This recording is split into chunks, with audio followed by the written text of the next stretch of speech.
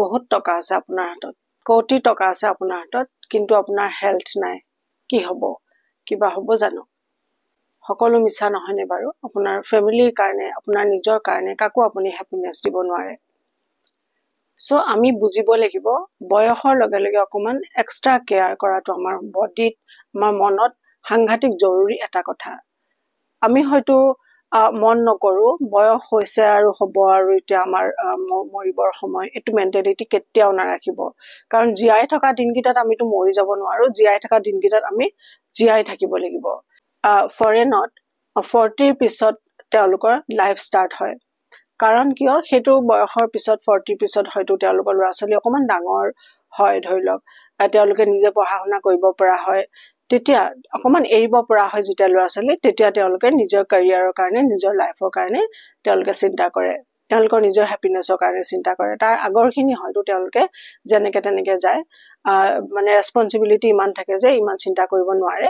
কিন্তু আফটাৰ 40 তেওঁলোকে নিজৰ লাইফটো সুন্দৰকে ষ্টাৰ্ট কৰিবলৈ ধৰে, নিজৰ ড্ৰেছ আপ, নিজৰ লুক, নিজৰ ফিগাৰ, নিজৰ হেল্থ, গোটেইখিনি তেওঁলোকে সাংঘাতিক ধৰণৰ মন দিয়ে। আপোনালোকে মন কৰিব, আজিকালি পাৰ্ক বিলাকতো দেখিলে গ'লে আপোনালোকে দেখা পাব, ইয়াতো বেছিভাগ এজেড মানুহ, তেওঁলোকৰ বহুত মানুহ আজিকালি অকমান এলাৰ্ট হৈছে নিজৰ হেল্থটো লৈ পেলাই, বহুত মানুহ হোৱা দেখা যায়। তো আজি মই ক'ম আপোনালোকক 40 পিছত, 45ৰ পিছত কেনেকে নিজৰ হেল্থটো যত্ন ল'ব, কি খোৱাটো আমাৰ জৰুৰী। প্ৰথমতে ক'ম, আমাৰ মনটো খুবেই জৰুৰী, মনৰ হেল্থটো ঠিকে ঠিকে ৰাখিব লাগিব। তাৰপিছত আমাৰ খোৱা বোৱাৰ কথা আহিব। এতিয়া খোৱা বোৱা আমি কি খাম, কি ভিটামিনছ খালে আমাৰ বডিত ভালকে লাগিব, কি ভিটামিন আমাৰ বডিত লাগে। এতিয়া আমাৰ পানীটো খুবেই জৰুৰী আমাৰ বডিত। ডিহাইড্ৰেশ্যন হোৱাৰ ভয় থাকে, যেতিয়া আমাৰ এজ হৈ যায় তেতিয়া আমাৰ ডিহাইড্ৰেশ্যন হোৱাৰ এটা ভয় থাকে। চ' পানীটো মন কৰি কৰি লগত বটল এটা আপোনালোকে ৰাখিয়ে থব, প্লাষ্টিকৰ বটল এভইড কৰিব, ইয়াতে মই কৈ দিওঁ। ৱাটাৰ বটল এটা লগত ৰাখিবই, এঢোক দুঢোককে হলেও আপোনালোকে পানী খাই থকাটো কৰিব।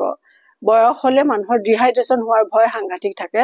এইটো কি কাৰণে? আমাৰ হয়তো কিবা এটা মনটো বেয়া লাগে ডিহাইড্ৰেশ্যন হলে, আমাৰ ডাইজেষ্ট নহয় ভালকে, আমাৰ স্কিনত এটা এজেড ভাৱ দেখা যায়। চ' সেইটো বিলাক হয় ডিহাইড্ৰেশ্যনৰ কাৰণে আৰু ভিটামিনছৰ কমিৰ কাৰণে। বডিত আমাৰ এক্সট্ৰা কিছুমান ভিটামিন লাগে, সেইটো মই আপোনালোকক এতিয়া ক'ম, ভালকে জানিব, বুজিব আৰু নোট কৰি ৰাখিব কথাখিনি।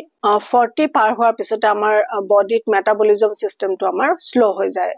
এইটো দেখে যিমান মানুহ বিলাকৰ এজ হৈ গৈছে সিমান বেমাৰী হৈ গৈছে। আমি যদি ধ্যান দিওঁ নিজকে, তেতিয়া দেখিব আপুনি একদম আপুনি যিমান য়ং হৈ আছিলে তাতকেও আপুনি য়ং আৰু হেল্ডি হৈ থাকিব পাৰিব, ফুৰ্তিৰে সুন্দৰকে লাইফটো জীয়াই থাকিব পাৰিব। তো এজ হোৱাৰ লগে লগে আমাৰ বডিত প্ৰটিন লাগে। প্ৰটিনে আমাৰ মাছল মাছটো বঢ়ায় আৰু আমাৰ উইকনেছ, যিটো আমাৰ বডিত উইক হয়, আমি এজ হোৱাৰ লগে লগে আমি উইকনেছ ফিল কৰো, সেই উইকনেছটো প্ৰটিন খালে উইকনেছটো আপোনাৰ দূৰ হ'ব। চ' প্ৰটিন লোৱাটো জৰুৰী এটা বিষয়। আৰু দৰকাৰ আমাৰ বডিত ফাইবাৰে আমাৰ ডাইজেষ্টিভ চিষ্টেম ঠিক কৰে আৰু হেল্থ আমাৰ ঠিকে ঠিকে ৰখাত বেছ সহায় হয়। আৰু আমাৰ ব্লাড চুগাৰ কণ্ট্ৰলত ৰাখে। এতিয়া আমি ফাইবাৰ ক'ত পাম? আমি গ্ৰীণ ভেজিটেবলছ, আপোনাৰ ফ্ৰুটছ, ওটছ, নাটছ, সেইবিলাকত আমি ভৰপূৰ মাত্ৰাত ফাইবাৰ পাওঁ। তাৰপিছত লাগে আমাক কেলছিয়াম আৰু ভিটামিন ডি। কেলছিয়াম আৰু ভিটামিন ডি আমি কোন কোন চ'ৰ্চৰ পৰা পাম সেইটো চাওঁ আহক। কেলছিয়াম আৰু ভিটামিন ডি লাগে আমাক হাড়ৰ মজবুতিৰ কাৰণে। আপোনালোকে দেখা পাইছে চাগে আমাৰ লেডিজসকলৰ বেছি এটা প্ৰব্লেম হয়, বোন বিলাক উইক হৈ যায়, অস্টিঅপৰচিছ হোৱা দেখা যায়। তো এইবিলাকৰ পৰা দূৰত ৰাখিবৰ কাৰণে নিজকে কেলছিয়াম ভৰপূৰ মাত্ৰাত লোৱাটো খুব জৰুৰী। এতিয়া আমি চাওঁ কেলছিয়াম আমি ক'ত পাম। কেলছিয়ামৰ লগতে ভিটামিন ডিটো কিন্তু সমানে জৰুৰী। মই আগৰ ভিডিঅ'ত কৈছো আপোনালোকক, ভিটামিন ডি আমি খোৱাৰ পৰা খুব কমেই পাওঁ, নাপাওঁ বুলি ক'লেও ভুল নহব। আৰু ভিটামিন ডি আমি ৰ'দৰ পৰা পাওঁ। ৰ'দত সাংঘাতিক ভিটামিন ডি চ'ৰ্চ আছে। চ' ৰ'দত বহাটো ডেইলি 5 মিনিট সময় হলেও ৰ'দত বহাটো আপোনালোকে কৰিব। দৈ, পনীৰ, গাখীৰ আৰু ৰ'দ, এইবোৰ আপোনাৰ কেলছিয়াম আৰু ভিটামিন ডিৰ খুব সাংঘাতিক চ'ৰ্চেছ। আৰু ৰ'দত বহাটো কৰিব যদি হেল্ডি হৈ থাকিব বিচাৰে। আৰু আমাক হেল্ডি ফেট লাগে। হেল্ডি ফেট আমাৰ গোটেই শৰীৰৰ কাৰণে হেল্ডি ফেটটো খুবেই জৰুৰী। এতিয়া আমি চাওঁ আহক হেল্ডি ফেট আমি কোন কোন চ'ৰ্চৰ পৰা পাম।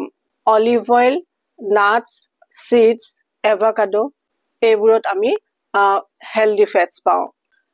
চেচুৰেটেড ফেট আৰু ফ্ৰাইড ফুড, এইবোৰ বস্তু আপোনালোকে কনজিউম নকৰাই ভাল হ'ব একেবাৰে যিমানেই পাৰে এভয়েড কৰিব এন্টিঅক্সিডেন্ট আৰু ফাইটোকেমিকেলছ এইকেইটা বস্তু আমাৰ বডিত দৰকাৰ হয় এইকেইটাই আমাৰ সেলছক অক্সিডেটিভ ষ্ট্ৰেচৰ পৰা বচায় আৰু আমাৰ এজিং প্ৰসেসটো স্লো কৰে এতিয়া আমি এইকেইটা ভিটামিনছ আমি ক'ত পাম জানো আহক আমি বেৰিজ বিলাকত পাম গ্ৰীন টিত পাম তাৰ পিছত আমি ব্ৰকলিত পাম আৰু যিমান বিলাক কালাৰফুল ভেজিটেবলছ আছে গুটে বিলাকত আমি এই ভিটামিনছ দুইটা পাম পানী আপোনালোকে খাব খোৱাটো খুবেই জৰুৰী নহলে আমাৰ ডিহাইড্ৰেচন হ'ব পাৰে আৰু এটো এজ হলে এটো হয়ই জেনাৰেলি হোৱাটো দেখা যায় তো পানীটো 8 পৰা 10 গ্লাস পানী ডেইলি খাব হেতু একদম এভয়েড নকৰিব সল্ট আৰু সুগাৰ এইগিটা বস্তু যিমান পাৰে কমাই দিয়াটো দৰকাৰী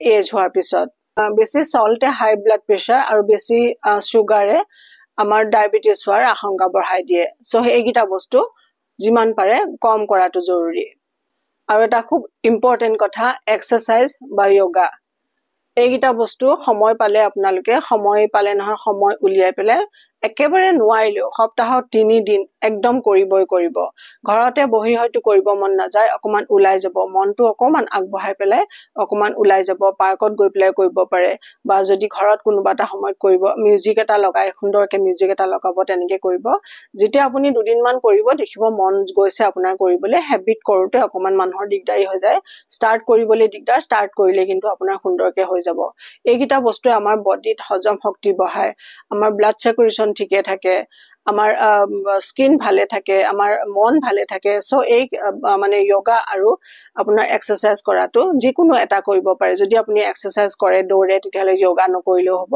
আৰু যদি আপুনি হেখিনি কৰিব নোৱাৰে যোগাটো কৰিব পাৰে এইবোৰ সৰু খুৰা চেঞ্জেস আমি ইনক্লুড কৰি আমাৰ হেলথটো বেমাৰ নোহোৱাকে আমি ৰাখিব পাৰো আমাৰ weight আৰু আমাৰ এনাৰ্জি লেভেল আমি বেলেন্স কৰিব পাৰো সো সুন্দৰ হৈ থাকক সুখী হৈ থাকক আৰু হেলদি হৈ বহুত বছৰ সুন্দৰকে জীয়াই থাকক